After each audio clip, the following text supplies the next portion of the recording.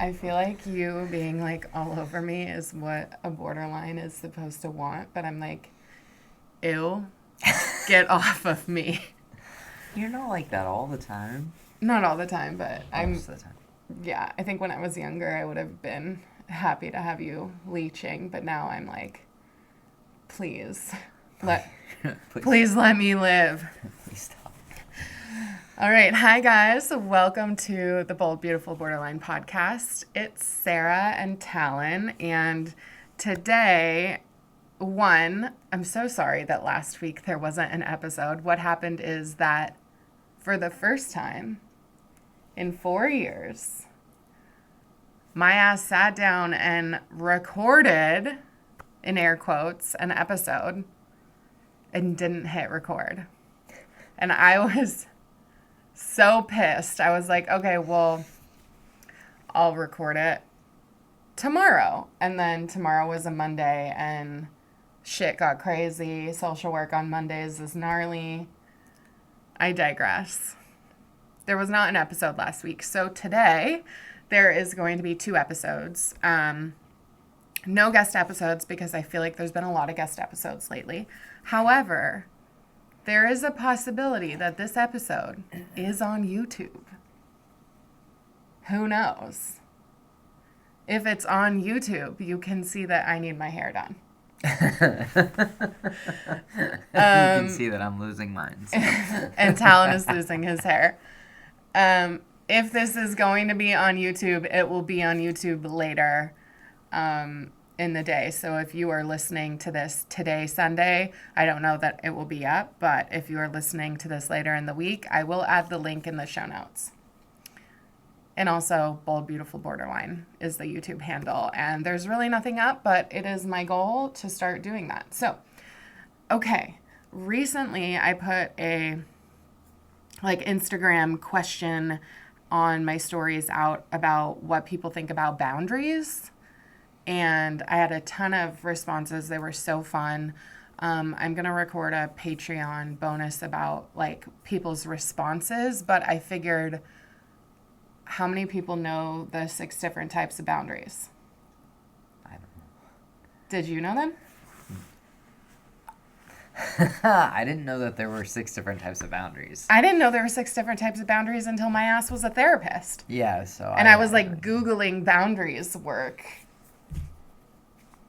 I did not know that there were 6 types of boundaries. I thought that there was just you set boundaries and they were either firm or soft. Yeah. That's it. Rigid or porous is the clinical language for that. And we're going to talk about that today.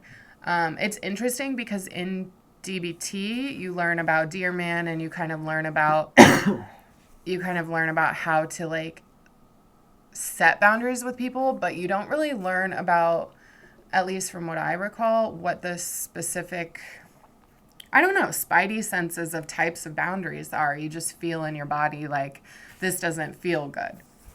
And so many people with borderline were not empowered to set boundaries as a young person.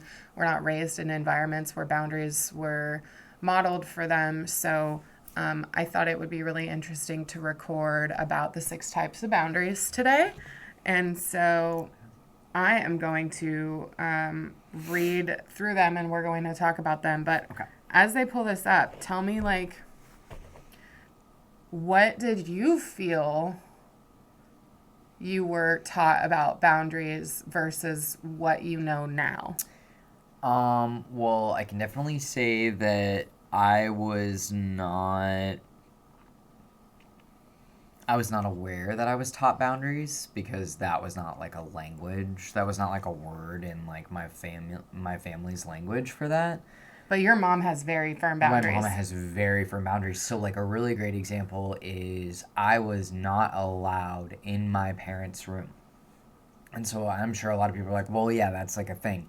That wasn't a thing in my household. I would just go rummaging through my parents' room. Yeah, and so get in bed. Yeah, and that was not, and I know I used to take naps in my parents' room. Yeah, and I know a lot of people who do that. So Or like have like just walk into their parents' room when their parents are in there, and I'm like, what are you doing? Aren't you gonna get in trouble? Like, and people are like, what? No, I was not allowed in my parents' room. My parents were like, nope, that is our room. I will knock just because I won't go in there if my dad's in there, but Sure, but like you were if I don't still hear my dad's voice, I'm going in. yeah, and so like I wasn't allowed in my parents' room as a kid really. As I got older, I would sneak into my parents' bed after my dad went to sleep and sleep on my parents' bed until I slept on my parents' bed until I was like 8. Okay, but he Yeah. also snuck into his parents' room to read his dad's Playboys that were hidden. I did. Yeah. So, Yeah, I did. So I snuck into my parents' room, and there was always this like sense of like, oh, I'm gonna get caught. Oh my god, I'm gonna get in so much trouble. Like I could feel like the heart pounding adrenaline or whatever. And I was straight up. I was walking in my parents' bedroom, but like I always had to knock. I had to wait for my mom to be like, come in. And then like to just jump off of that or whatever for boundaries, my mom when she would get home, she would go immediately. She would drop her purse down and go change her clothes. Because she had to wear like business like clothes. straight like pantyhose, high heels, suit jacket, like ugh, pantyhose. yeah, That's how you know it was the 90s and the Yeah, early yeah. 2000s. Like, Spanx. Your mom never wore Spanx, but no, they didn't have that shit when my mom was like. yes, they did, but your mom didn't need it. So, like, I watched family members wear Spanx growing up. No, yeah, but so my mom would go change her clothes, and you were not to like go up and talk to her because that was like her 15 minutes of like nope, and then she would come downstairs, and if I couldn't wait and I wanted to talk to her, I'd be like, can I come with you? And she'd be like, yes or no, depending on how she felt, but generally it was like no. I'll be down in 15 minutes or whatever. I like that for her. Yeah, it was very like set very very firm boundaries, but a peculiar thing, not peculiar I guess, but like I totally like, and obviously I was female presenting at the time or whatever, but like I would sit in the bathtub, like in the bathroom while my mom was in the tub and talk to her. Uh-huh. So she didn't really mind that because we would like chit chat and hang out and stuff, and then.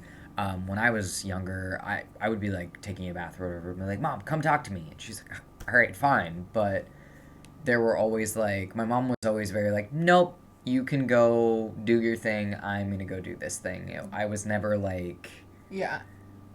Well, that's a really my good parents were like, had their own lives around their kids' lives. Yeah, like my they parents were. did not have their own identity in lives. Yeah. Okay, so this is a really good example of the first type of boundary. So the first type of boundary is physical boundaries. Okay. These refer to personal space and physical touch. Healthy physical boundaries include an awareness of what's appropriate and what's not in various settings and types of relationships. Physical boundaries may be violated if someone touches you when you don't want them to or when they invade your personal space. For example, rummaging through your bedroom. Yeah. Yeah. Huh. Interesting. Yeah, super good example of personal space. Yeah. I think personal space is something that I've always struggled with because I don't know, I think because I never felt like my home was a home. So I never felt like anything was like sacred. Interesting. See, I felt the opposite because I had so many physical boundaries as a kid. Like, if I wanted to sit next to my mom on the couch, she'd be like, don't touch me if she was feeling overstimulated.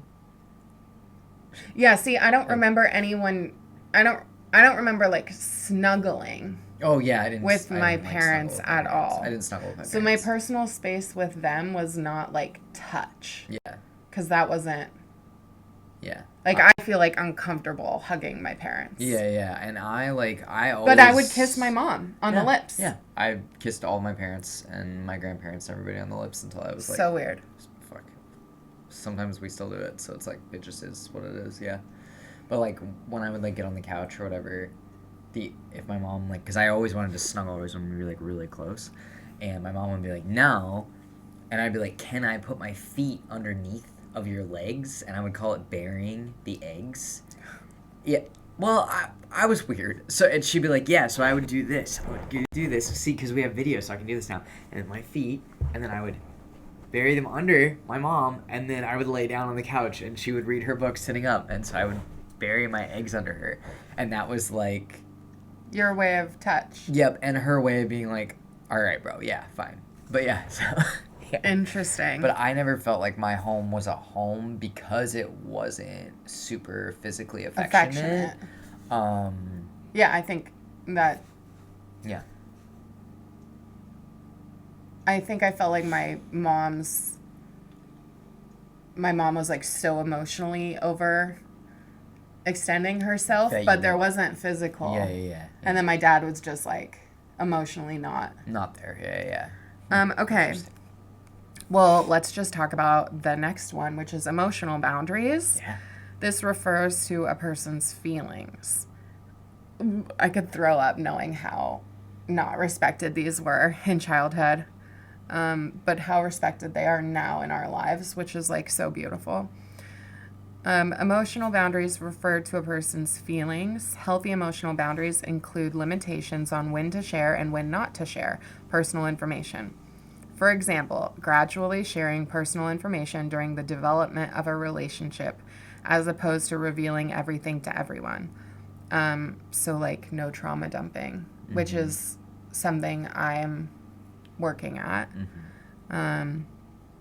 Emotional boundaries are violated when someone criticizes, belittles, or invalidates another person's feelings. So I want to say to everybody listening, like, you know, if you have a borderline diagnosis or PTSD, or like you're just listening because you feel like you have big feelings, you probably felt like your emotional boundaries were violated a lot in childhood. And I just want to say it was unfair for you to experience that. But I have a really good example of emotional boundaries being honored in our relationship. Okay. So yesterday, Talon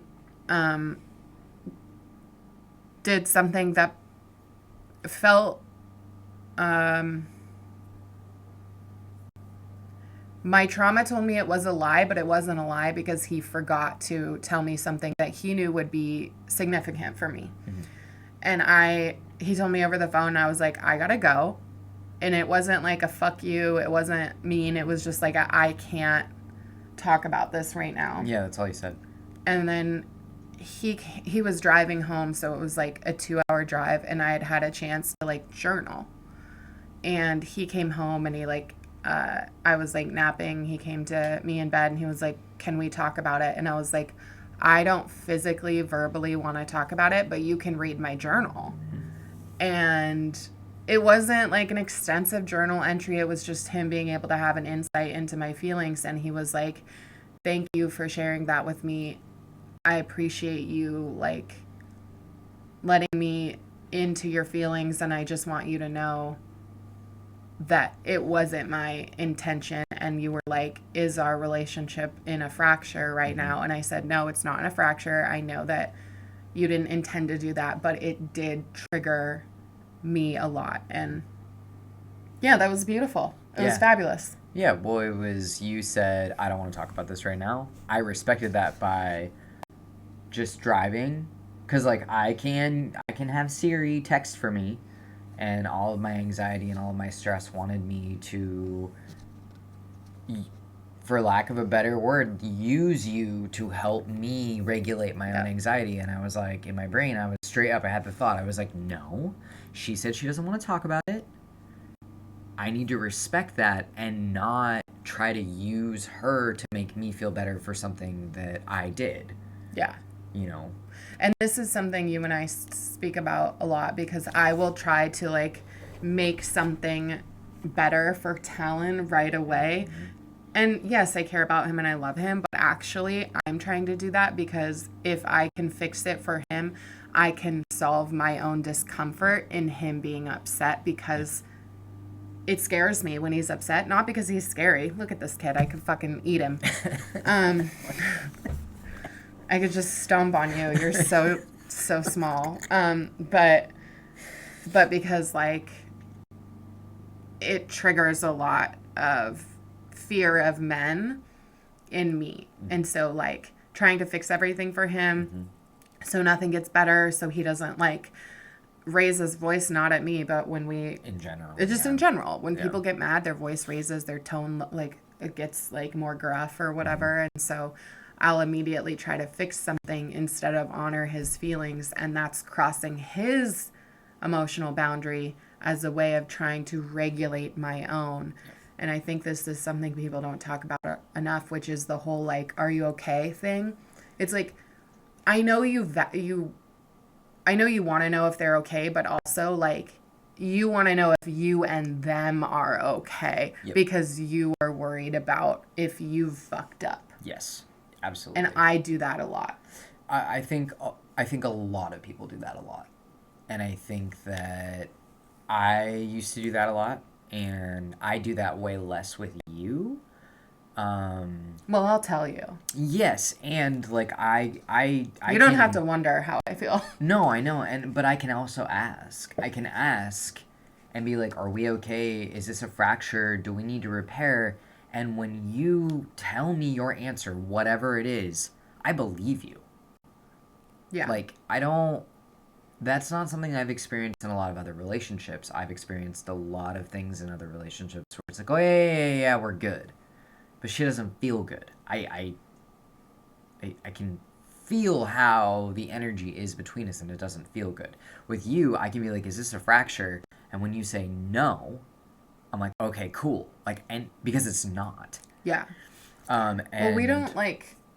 You know what I mean? Like, Well, I'm that's- better at being honest than you are Yes. because I'm medicated, so I don't forget things. Yeah. But also, like, I think you have a lot of fear around being honest with people and being, like, mistreated for things that have happened in your life. And I don't think I have that same fear because I attack. Yeah. So, like, I can't think of a single thing I've been dishonest about other than that time I told you I ordered less sushi than I Than really you actually ordered did, 2 yeah, years yeah. ago. But this is, like, so much to, like, I'm so honest that the other day I was like, I sent nudes to this guy on, Oh, yeah. And I was like, what? I was like, yeah, I sent nudes to him. And I knew that, like, this, like, wasn't going to bother you because we're, I don't care. yeah. And he was okay. he was like, who was it? And I told him, and he was like, hot. And I was like, yeah, I know. Yeah, I was just But, like, like, okay. we don't. So for me, I feel really good about our emotional boundaries. Yeah, But I don't always feel good about our physical boundaries that's fair. because I feel like our attachment is like you're anxious and you come towards, and I'm avoidant and I go away. So, like, Yeah. Well, yeah. even just like sitting on the couch, I'm like, can you please get away Yeah. from me? Yeah, I have. Well, I mean, unfortunately, like our attachment styles, you're like fully avoidant, and mine's like, what is it? It's like Disorganized, disorganized like attachment. anxious. So I have generally a disorganized attachment style where I'm very avoidant or very anxious, depending on what The it person. is, the person, the situation, and it's just like. So, like, for you, I won't speak for you, but, like, I find that, like, you don't know how I'm going to react to something, like, when it comes to, like, an attachment thing. Like, I could come towards you and be anxious, or I could be completely avoidant and shut down, so it's just like, you don't know. But you are always avoidant, which I love the consistency. I was gonna say, like, the predictability Yeah. makes the emotional boundaries easier, I think, Yeah. because I think we're just constantly setting the same boundaries. There's not, like, a lot of new emotional boundaries. Okay, the next one, this came up in my relationship with Andrew so hard, and it's like, fuck, man, I love him. I miss him so much. Yeah, I miss him too. He's a good dude. I miss him. And anyways, but he is like the smartest person. He is so fucking smart. It's like so annoying. But also, he's a man. And so there was like, anyways, this third boundary is intellectual boundaries. That's a thing? Yes. So, and this is why Andrew and I would get stuck, because I would be like, you're not listening to me about Yeah. the impact Yeah, of you this guys. as a woman. it's different for you. And You guys would circle. we would circle and loop like motherfuckers. And because I had been married to a woman right before him, and he was really my first adult relationship with a man, Yep. and my only adult relationship of substance with a cis man that I've ever had. Yeah, we would loop in this regard, and we could not figure it out. And I think it was a big part of why we ended up terminating our relationship. Not at the end, but just like there was so much leading The up. romantic relationship. Okay, yeah. So, intellectual boundaries refer to thoughts and ideas. Healthy intellectual boundaries include respect for others' ideas and an awareness of appropriate discussion. Should we talk about the weather or politics, for example? This country is fucked where this is concerned. But intellectual boundaries are violated when someone dismisses or belittles another person's thoughts or ideas. So I will never forget the first time in my relationship with Andrew where this became an issue, and we would come back to the same topic over and over again and have like a big fight about it, which was like, I'm not going to go into it, but something specific about the queer community. And he had a belief that was different than my own. And I would be like, you're not queer. You can't talk to me about anything that has to do with queerness unless it's theory. But not, you cannot tell me that something is queer or not queer when you're not queer. Yeah, you can't speak experience-based if you don't have that experience. And like, just because you know queer people, if you are not queer yourself, you cannot weigh in as though you have experience that you do not. You can Right. talk theory all you want, Right. but you cannot use like let's say like I'm not queer, and you tell me something of your queer experience, and I take that and I use that in a discussion with another queer person to prove my As if point. it's yours. I cannot do that. You It's cannot not do that. mine. You need to, it's basically like plagiarism. It's like emotional plagiarism. Knock Kind it of, off. You need to yeah. you need to credit this person, but also you can speak about something through the lens of someone else without saying that's your experience. Yeah. Like that to me with Andrew. Anyways, Andrew's wonderful. I love him so much. It's He's just, amazing. it's And lacking in nuance and context. well, and a big part of it, and you can tell from my like tone right now, is like I got so triggered that I couldn't respect his intellectual boundaries and like listen to him because I was so triggered. Yeah. But I think a good example of this is when I do therapy with like people of color or people who have an identity that isn't my lived experience. I will say the things that I've been told about, you know, your cultural experience have been X, Y, and Z. Can you fill me in? Like, for example, I have had a lot of young Latina women, and when we talk about like the mother-daughter relationship, I will say, you know, it's been explained to me in the past that within your culture, there's like a strong matriarchal kind of like pattern or system, or can you explain to me like what that has been like for you? Is that true for you? And one of my clients told me, and this is not me being a good therapist, this is just like to me like what we should all do as humans, but one of my clients told me, I have always really appreciated you asking me about my culture. And she was like, you're the first therapist that has ever asked me about my culture and tried to understand the dynamics of how I, you know, developed to this anxiety or that anxiety or whatever. And she came back to me a second time for therapy, and I was like super, super honored. I'm always honored when people come back because it means that the therapeutic relationship was strong. But anyways, okay, emotional boundaries. The next one speaks for itself, I think, but Intellectual. It was intellectual.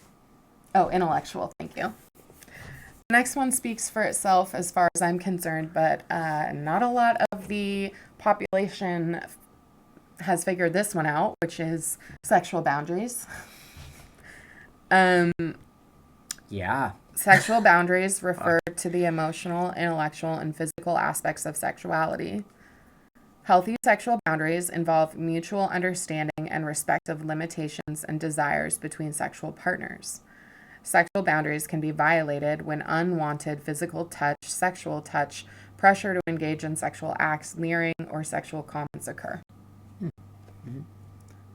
I mean, I don't even feel like I want to talk about this because that's cut and dry. Okay, the next one.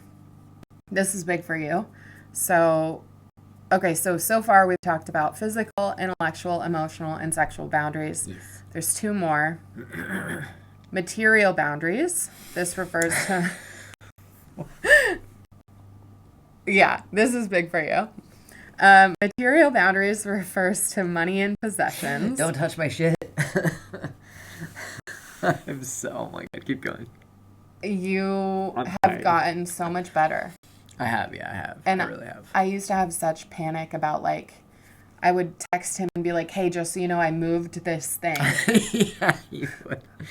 And now I, like, tear apart our house and reorganize everything. You do. Because you have gotten, like, you know that I am not touching your things to fuck with them. No, and I trust that you, like, I trust that you respect me and the way I feel about my things. Yes. And I've broken some of your things, Yeah. and we have gotten through it. Yeah. Shit, I've broken some of my shit. Yeah. The dogs have broken some of my shit. The dogs. So material boundaries are violated when someone steals or damages another person's possessions or when they pressure them to give or lend them their possessions. I think this is something that's harder for younger people. You know, like when you're young, it's like, hey, can I borrow $50? And then, Yeah. you know, you forget to pay it back, or you like struggle to be like, no, I'm not gonna give you money. You'll give it to them no matter what. Or like, Yeah. hey, can I borrow your car? But then you don't fill the gas tank up. Or, Yep. I think for me, material boundaries also, it's not just like pressure to lend and stuff like that, but like for me, I do have a material boundary of like people touching and moving my things. Whether that be like, oh, you know, I'm not saying you can't move my stuff, but I am saying like don't put my stuff in with your stuff when our stuff is separate. Yeah. And I'm like, that's like a big boundary for me when it comes to like roommates and people I am not romantically involved with. And to an extent, I do still have that boundary with people I'm romantically involved with. I'm like, some of my things I want separate, like face lotion. I'm like, I have mine, I have my special one, and you have I yours. wouldn't use that no matter what. Yeah, you don't like it. I don't like the texture. But like, I need certain things separate in my little area so I can always find them, so I can always have them. And so for me, this has been so frustrating because this is where like your autism and my ADHD really like, and my borderline go head to head, because I just can't freak out about lost or broken items anymore. Yeah. If they're not like of significant value to me. Yeah. Because I will just fucking ruin my life constantly. Yeah. And so when we moved out of our hell house, if you haven't listened to the hell house episode, definitely go back and listen. But there are so many things that got left behind or that the roommates kept. And like, my compassion fatigue for this with my husband is so high because I'm like, just stop fucking talking about the lost ratchet set. What's it called? Yeah, no, you got it. Yeah, ratchet set. Yeah. I'm just like, we'll buy another one. I will buy another one. Just stop talking about it because it triggers so much of that whole experience for me. Yeah.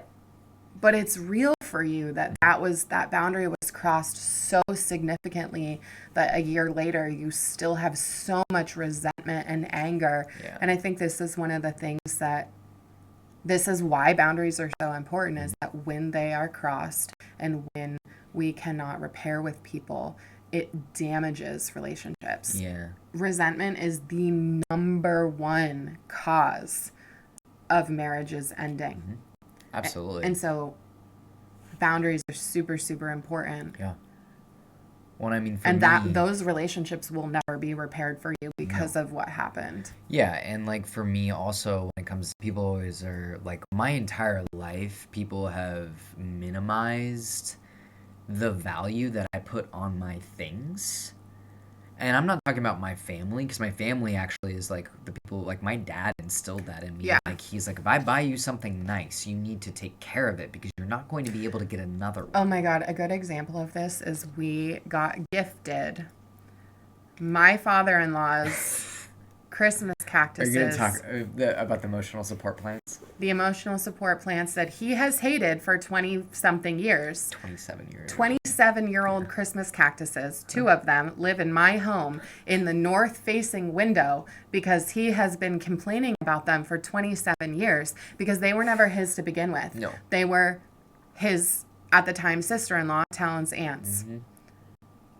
This man loves those Christmas cactuses. He just loved to complain about them Yeah. for 27 years, so much so that they now live in my house. Yeah, he says hi to the cactuses before he But says hi to any of our dogs. I literally recently was like, oh my God, my father-in-law is going to be here in 5 hours, and these Christmas cactuses look just slightly wilted because I forgot for 2 weeks. To water. This motherfucker was like, when was the last time you watered the cactuses? And I'm just thinking to myself, don't gift me 27-year-old cactuses if you don't want them to potentially be damaged. Mm-hmm.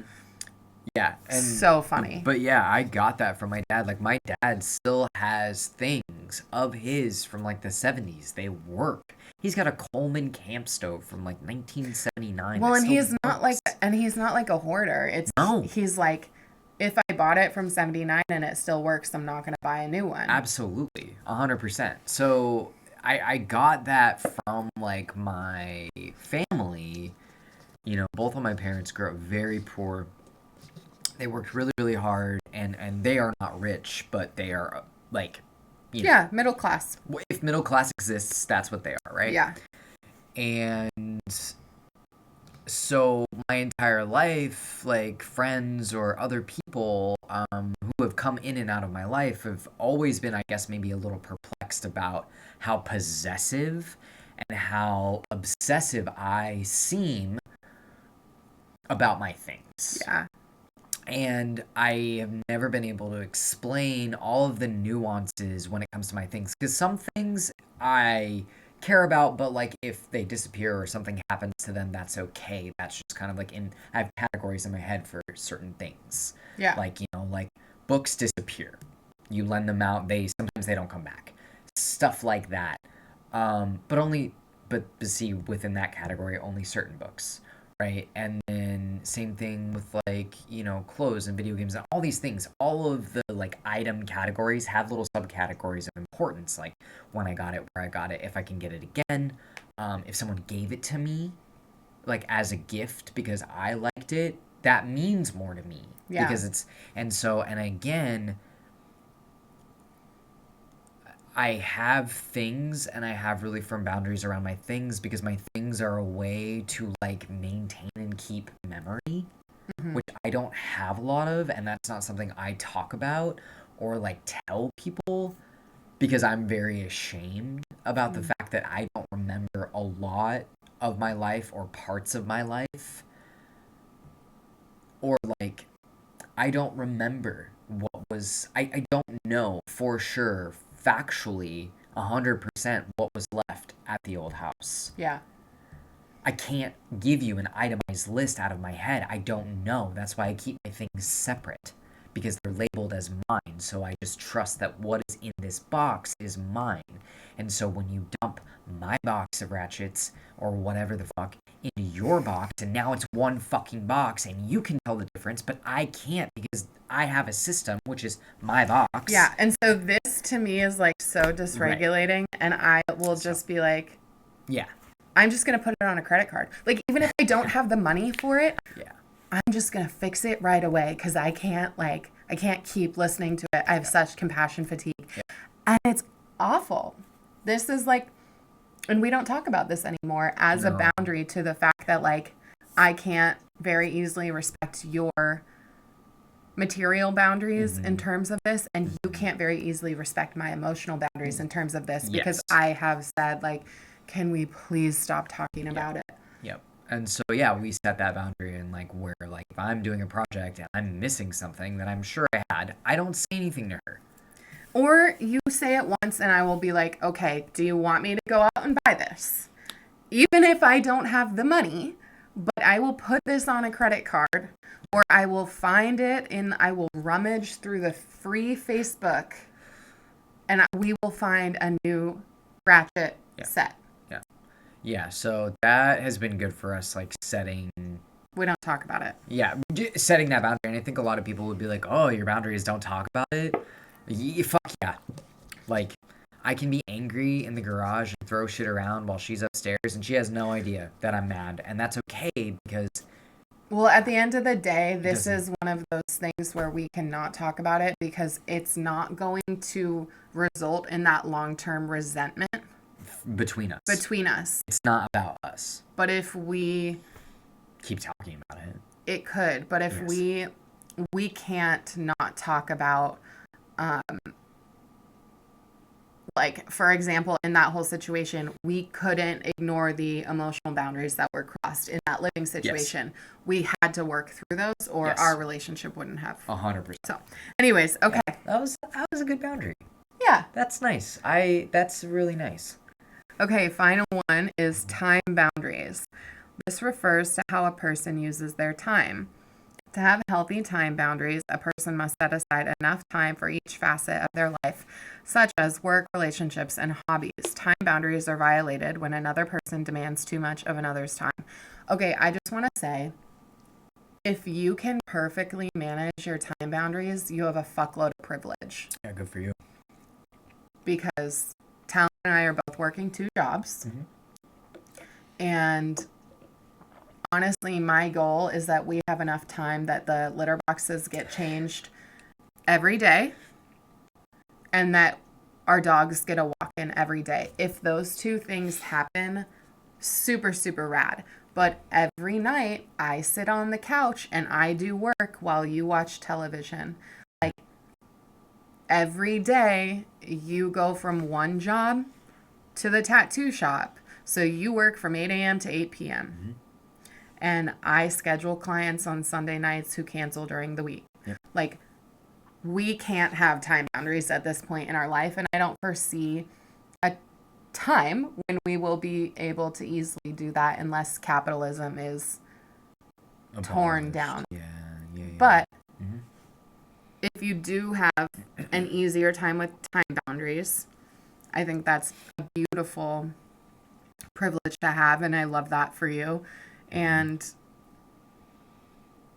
setting enough time for all of these different aspects of your life is beautiful. I know that I feel a lot of resentment where time boundaries are concerned. I feel a lot of anger sometimes that I don't get to exercise the way that I want to. Yeah. Because if I get up and do an exercise in the morning, then I'm going to be doing chart notes at 12:30 at night. Yeah. But we have been getting up at 6 a.m. to run together a few days a week. Mm-hmm. And that's really exciting and beautiful. And I am working at tracking my sleep with my new Garmin watch that I put on a credit card because it has a sleep tracker. Sponsor us. Yeah, Garmin sponsor us. Lo and behold, I average 4 hours and 53 minutes of sleep per night. Mm-hmm. There needs to be some time boundaries there. Yeah.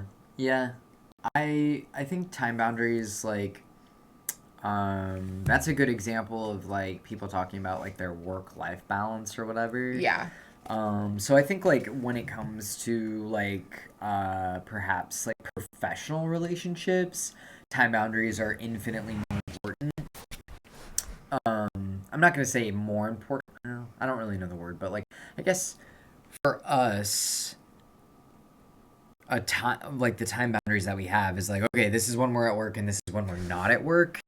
I think the best thing that I committed to this year that I have stuck to at least 3.5 days a week on average probably is regardless of how little sleep I have been getting, I wake up and get out of bed now Yeah. before 8 a.m. because it gives us our sacred morning It's time really nice. to have coffee together. Yeah.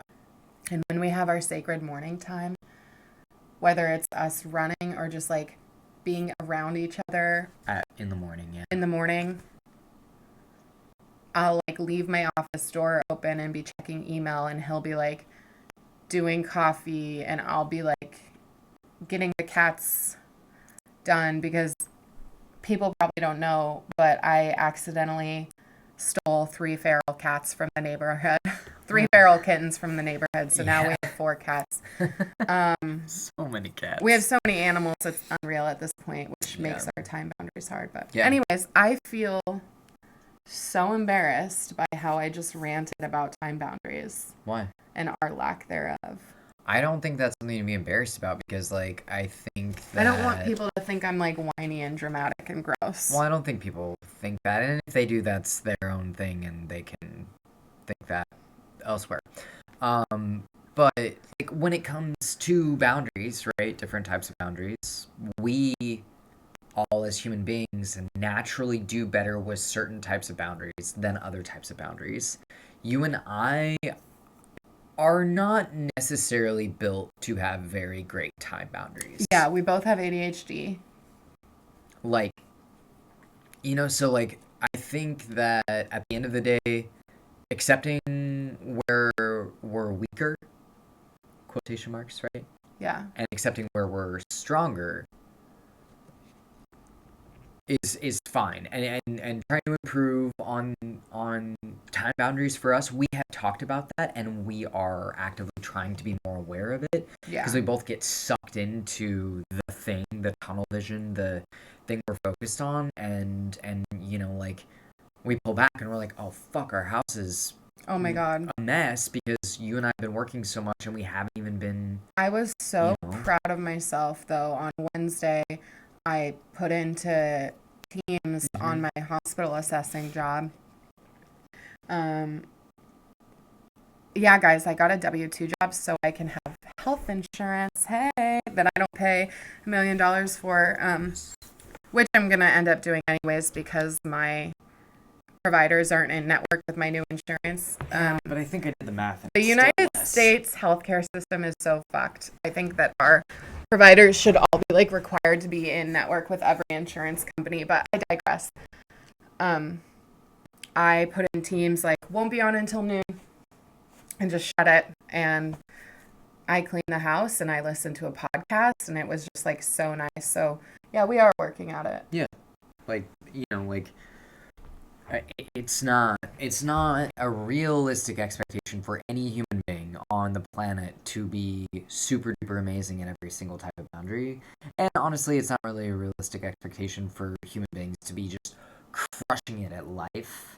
Well, and that's I think all of us are set up to be screwed with time boundaries just because of like the world we live in and the expectations that we have placed on us by society and the cost of living. And as women too, like if we want to meet societal standards, it's going to take an hour to do our hair and makeup and just all of this junk. And so, yeah, like people who have more time boundaries, like, yes, you have, I do want to say like, yes, there is privilege there to be able to afford to have more time boundaries, but also like I know that there's a lot of pressure either way. Yeah, absolutely. And I think that the pressure decreases for time boundaries the more money that we make, right? That is like statistically that's like not statistically, but that is a thing. Like the more money you have, the more people you can pay to do things for you, the more time you have in the day. So that whole like Kim Kardashian, everybody has the same 24 hours in the day. Absolutely not. It's Kim not K. true. It's not true.